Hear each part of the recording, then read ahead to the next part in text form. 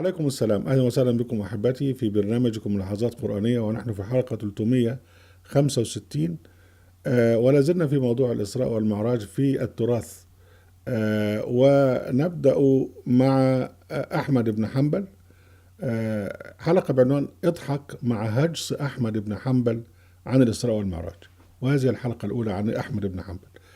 يقول سبحانه وتعالى: فمن أظلم من افترى على الله كذبا أو كذب بآياته إنه لا يفلح المجرمون. الأنعام يونس الآية 17.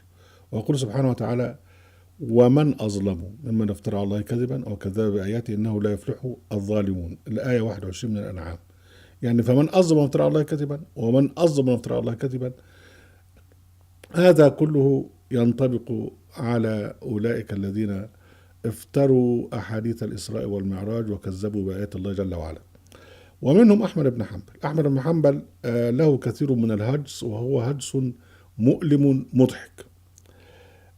نتوقف مع هذه الرواية، رواية عبد الله بن عباس. هو بيزعم من عبد الله بن عباس قال: ليلة أسري برسول الله صلى الله عليه وسلم دخل الجنة فسمع في جانبها وخشا فقال: يا جبريل ما هذا؟ قال: هذا بلال المؤذن. يعني راح، وكان بلال طبعا لسه عايش، فراح لقي بلال بيأذن في الجنة. ما شاء الله، حاجة جميلة جدا. فقال صلى الله عليه وسلم حين جاء للناس: قد أفلح بلال، رأيت له كذا وكذا. لما النبي رجع بقى قال لهم: بس ده بلال أنا شفته في الجنة يا ناس. قال: فلقياه موسى عليه السلام، طبعا هناك في السماء يعني، فرحب به وقال: مرحبا بالنبي الأمي. قال، وهو يعني بيصف موسى: هو رجل آدم، يعني أسود طويل صبط الشعر مع أذنيه أو فوقهما، يعني شعره كبير. من هذا بي؟ قال: هذا موسى. قال: فمضى فلقاه شيخ جليل متهيب فرحب به عليه صلى الله عليه وسلم، وقال: وكلهم سيسلم عليه. قال: من هذا بي؟ قال: هذا أبوك إبراهيم. قال: ونظر في النار، يعني بقى طلع من الجنة بقى دخل في النار أو بص للنار. فإذا قوم يأكلون الجيف. قال: من هؤلاء يا جبريل؟ قال: هؤلاء الذين يأكلون لحوم الناس. فراح بقى ليه طبعا النار وفيها الناس اللي بياكلوا لحوم الناس وموجودين في النار. طبعا احنا قلنا قبل ذلك ان النار والجنة لم تخلقا بعد. يعني النار سيكون وقودها الناس والحجارة، يعني لغاية لما الناس بقى يوم البعث وبعدين الحساب يلقون في النار، هيكون أولئك أصحاب النار هم وقود النار. إذا لسه موضوع النار لم يأتي بعد، لكن ده الهجس بتاع الشيخ أحمد بن حنبل وغيره يعني. ونظر في النار فإذا قوم أكون جيف. قال: من هؤلاء جبريل؟ قال: هؤلاء الذين يأكلون لحوم الناس. ورأى رجلا أحمر أزرق جدا. قال: من هذا يا جبريل؟ قال: هذا عاقر الناقة.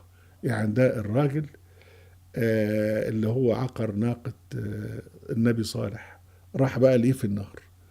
فلما أتى الرسول صلى الله عليه وسلم المسجد الأقصى قام يصلي، فإذا النبيون أجمعون يصلون معه. الله، هنا بقى كلام جديد خالص. يعني هو راح طلع المعراج الأول، وبعدين بعد كده راح المسجد الأقصى. يا سلام. فلما أتى الرسول صلى الله عليه وسلم المسجد الأقصى قام يصلي، فإذا النبيون أجمعون يصلون معه. فلما انصرف جاء بقدحين، أحدهما عن اليمين والآخر عن الشمال، فأحدهما لبن وفي الآخر عسل، إلى آخر الكلام. فقال: الذي معه القدح أصبت الفطرة. وبعدين الشيخ ابن كثير بيقول لك اسناده صحيح، يعني بيعتبر ده حديث صحيح. اوكي.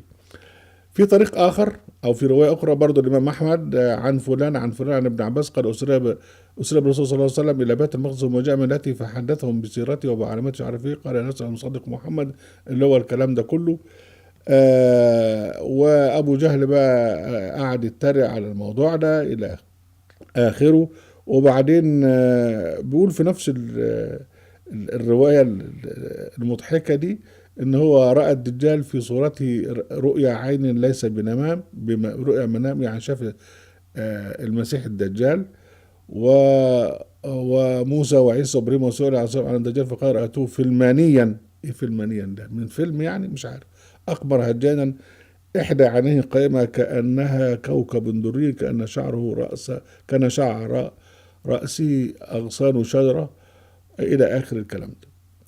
يعني طبعا هو الخرافات بتاعت المسيح والمسيح الدجال، نزول المسيح والمسيح الدجال، دي ممكن سنتعرض لها فيما بعد، كلها خرافات عما قالوا عن علامات الساعة. وطبعا لا يعلم الساعة إلا الله سبحانه وتعالى، والله سبحانه وتعالى أخبر في القرآن الكريم أكثر من مرة أن النبي محمد ليس له أن يتحدث عن علامات الساعة إلى آخره.